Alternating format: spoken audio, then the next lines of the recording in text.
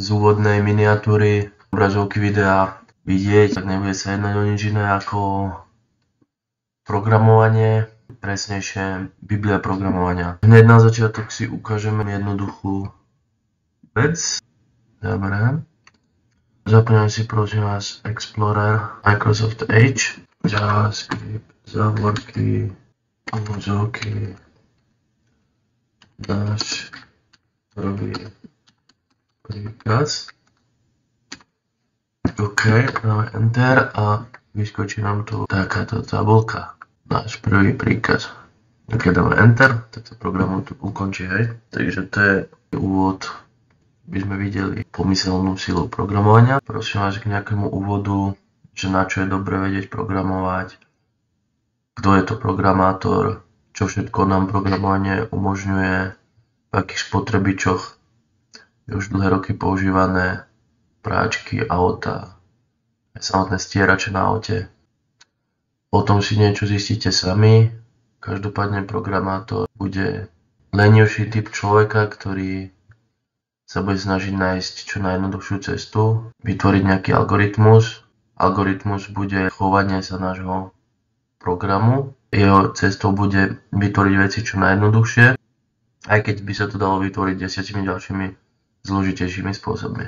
OK, to bol veľmi stručný úvod, pretože my na našom kanále nemáme radi úvod.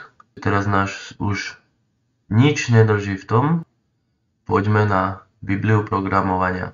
Teraz si stiahneme Free Pascal, pretože Pascal je jazyk, ktorý je absolútnym základom všetkých programovacích jazykov a vy keď porozumiete Pascal, tak budete rozumieť už každý jazyk.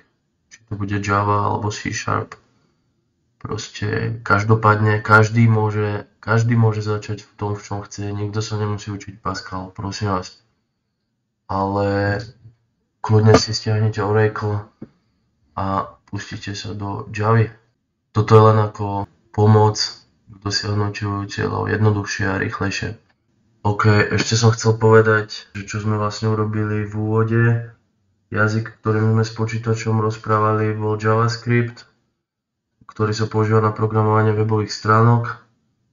Po slovu JavaScript nasledovala dvojbodka a slovo alert. Za tým zátvorka, v nej boli dva apostrofy, dve úvodzovky a medzi nimi text. To celé sa dá vyložiť ako správa počítaču. Budem ti rozprávať v jazyku JavaScript. Vytvor okno, v ktorom bude text a tlačítko OK. Text ti zadám do zatvorky medzi úvodzovky. Pascal, file, OK. Stiahni sa Pascal. OK, teraz prejdeme do Downloads. Cestu nechám defaultnú. Ty si tam daj, čo chceš, OK. OK, dáme si radšej full installation, OK.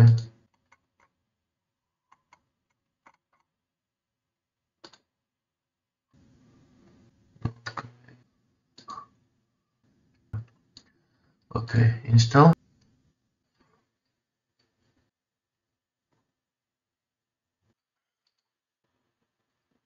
OK, toto si zavrieme. OK, teraz sa nám toto doinštaluje. Next.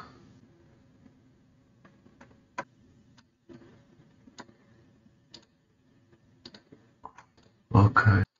Free Pascal. Zväčšíme si ho. File, new. A tu máme naše konzolové okno, v ktorom budeme programovať. OK.